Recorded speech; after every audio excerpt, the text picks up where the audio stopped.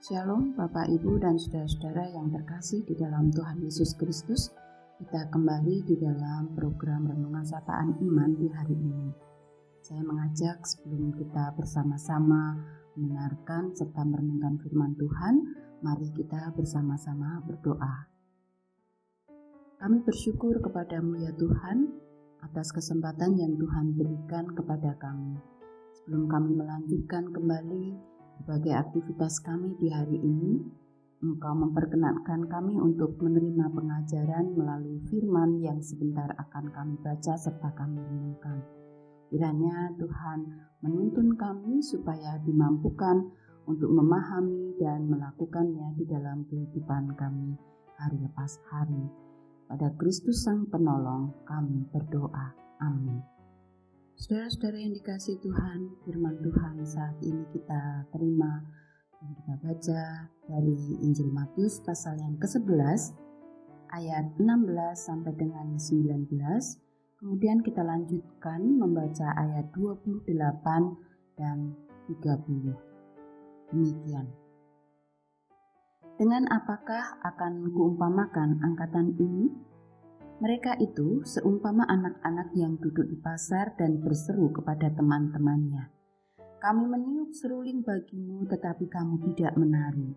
Kami menyanyikan kidung duka tetapi kamu tidak bergabung. Karena Yohanes datang ia tidak makan dan tidak minum dan mereka berkata ia kerasukan setan. Kemudian anak manusia datang, ia makan dan minum dan mereka berkata, lihatlah, ia seorang pelahap dan peminum, sahabat pemungut cukai dan orang berdosa. Tetapi hikmat Allah dibenarkan oleh perbuatannya. Marilah kepadaku semua yang lebih lesu dan berbeban berat, aku akan memberikan kelegaan kepadamu. Pikulah kuk yang kupasang dan belajarlah padaku, karena aku lemah lembut dan rendah hati, dan jiwamu akan mendapat ketenangan. Sebab kuk yang kupasang itu enak dan bebanku pun ringan. Demikian sabda Tuhan. Bapak Ibu dan saudara-saudara yang dikasihi oleh Tuhan, dalam bacaan kita di hari ini, kita diundang untuk mengarahkan telinga dan mata batin kita untuk mendengar dan menghayati suara Tuhan Sang Juru Selamat, supaya kita menerima kelegaan. Ajakan Sang Juru Selamat supaya manusia menerima kelegaan sebenarnya senantiasa diperdengarkan. Hanya saja kerap kali manusia bertindak seperti yang digambarkan di dalam ayat 17. Orang-orang yang tidak menari meskipun orang lain sudah meniup seruling. Orang-orang yang tidak berkabung meskipun telah mendengar kidung duka. Ayat 17 ini saudara mau menggambarkan tentang orang-orang yang tidak peka dan tidak mau membuka hati untuk mendengar suara dan pengajaran Tuhan. Mengapa orang-orang ini tidak peka dan tidak mau mendengar suara dan pengajaran Tuhan?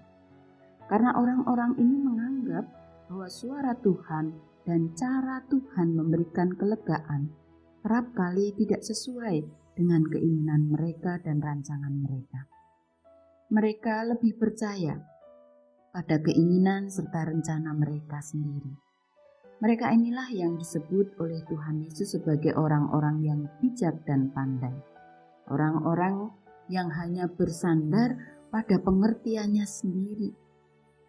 Tetapi bagi mereka ini, karya Tuhan yang menghadirkan kelegaan justru tersembunyi. Akan tetapi sikap berserah, sikap percaya yang tulus seperti yang dimiliki seorang anak, maka karya Tuhan sungguh-sungguh dapat diterima dan dihayati sebagai cara Tuhan menolong dan memberikan kelegaan. Saudara yang dikasihi Tuhan, panggilan kepada yang lebih lesu dan berbeban berat ini tidak serta-merta kemudian mengangkat serta memindahkan seluruh beban manusia. Karena ajakan Tuhan ini kemudian dilanjutkan dengan ajakan berikutnya. Pikulah kuk yang kupasang dan belajarlah kepadaku. Ada serangkaian proses yang harus dilalui oleh orang percaya agar hati serta jiwa kita mendapatkan ketenangan, yaitu dengan kerendahan hati.